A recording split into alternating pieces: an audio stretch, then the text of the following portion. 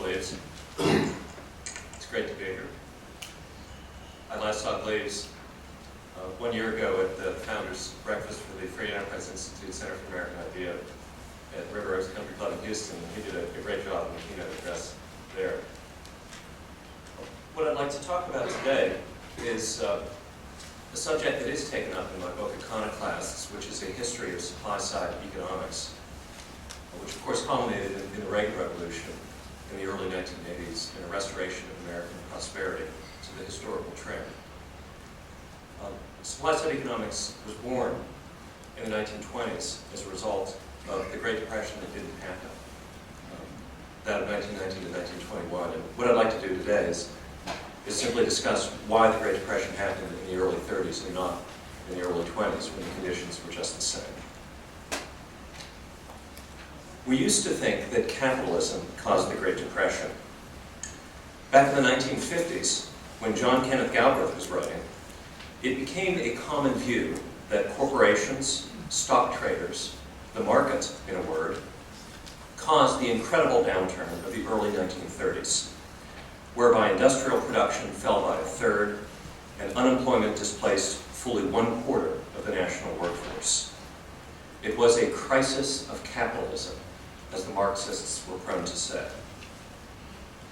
Quote, "The massive literature on the causes of the Great Depression has generated more heat than light." So said economist Robert Mundell as he accepted the Nobel Prize in December 1999. Mundell was right. All the literature hanging the Great Depression on a crisis of capitalism was misplaced. Here's what we now know. The fingerprints on the Great Depression, on what caused it, are all those of the government. The chief cause, probably the sufficient cause in the Aristotelian sense, of the Great Depression was, in particular, the way the federal government bungled its management of the gold standard. Let me restate, this strange bird, this bungling of the gold standard, was the sufficient cause of the Great Depression. Or as Mundell again said in the 1999 Nobel Prize address, quote, "Had the United States raised the price of gold in 1928, there would have been no Great Depression, no Nazi Revolution, and no World War II. It was the greatest financial mistake in modern history, and the federal government of the United States is the one who made it." Over the next 20 minutes, I would like to explain this argument. The argument follows the life's work of Robert Mundell, the founder of supply-side economics, the Nobelist, and the greatest elucidator of this argument. Mundell's work, in turn, was based on economic research done in the 1920s, yet ignored at the time. Work done by such figures as Ludwig von Mises, Gustav Cassel, Charles Rist, John Park Young, and even John Maynard Keynes. Let's begin by taking a step back. Knowing why the Great Depression happened can only occur if we look into an earlier period and ask why the Great Depression did not follow World War I. The root cause of the decision that precipitated the Great Depression of the 30s, the bungling of the pricing of gold after 1929, this root cause itself was another U.S. mistake, particularly on the part of the rookie Federal Reserve a dozen years before, during the period of U.S. neutrality in World War I. Let me take you back to that time. From 1914 to 1916, while the European countries were at war in the Ottoman Empire, and the U.S. was not, Europe bought an inordinate stock of goods from the United States. However, the United States bought nothing from Europe in return, because, being at war, these countries were not producing things for sale. Therefore, in those 2 years, the United States took the logical move on gaining so much European currency that had no promise of buying goods and services, and redeemed those currencies for gold with the respective currency issuers, the European countries at war. What happened in that span is that a great part of Europe's monetary gold stock migrated to the United States, and indeed to other neutral nations who were not fighting World War II, such as World War I. such as Argentina, Spain, Japan, Holland, and Switzerland. In the space of 2 years, just 2 years, 1914 to 1916, US of peace, the monetary gold stock of the United States doubled. Here the Federal Reserve, a green institution, green in the old sense, that is to say it was rookie, having only been born right before the war started in late 1913, made a momentous and flawed decision. The Fed chose to print dollars corresponding to the new gold coming into the US. From 1913 to 1919, the quantity of dollars issued doubled, just as the quantity of US monetary gold doubled. The effect of this decision was to double one thing more, the price level. From 1913 to 1919, the consumer price index increased by 102%, much of it before US entry into the war in spring 1917. This was the only example of peacetime inflation in the United States to date. To holders of gold, and these included many average Americans, all this was an outrage.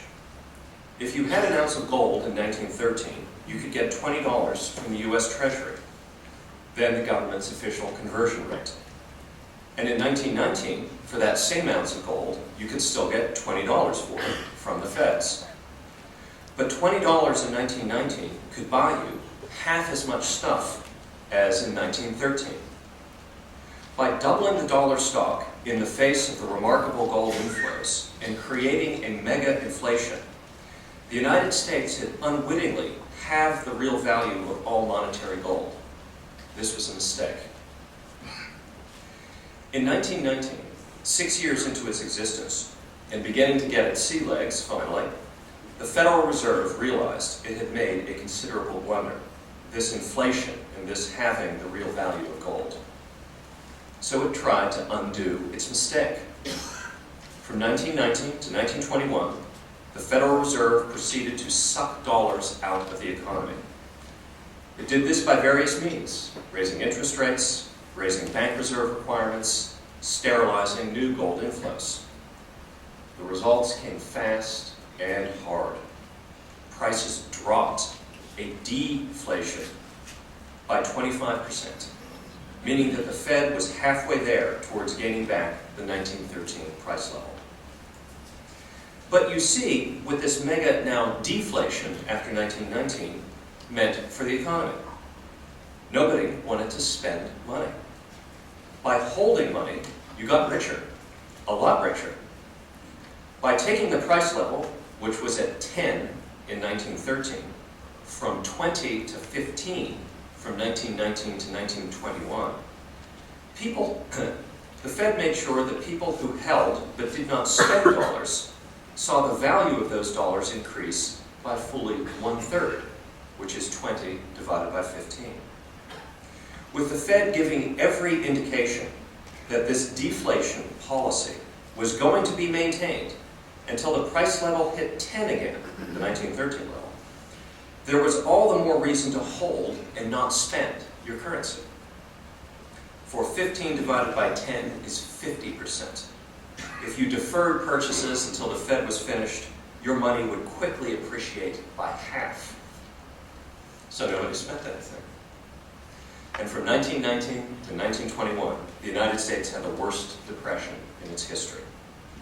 Unemployment, which hadn't even been a word 20 years before, hit 15%, perhaps 20%, as Anthony Schley said last night.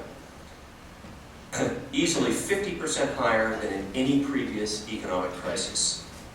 Massive strikes occurred, even though there were no unions, and all the blame was put on foreign agitators, as the likes of Emma Goldman were deported and packed off to the old world.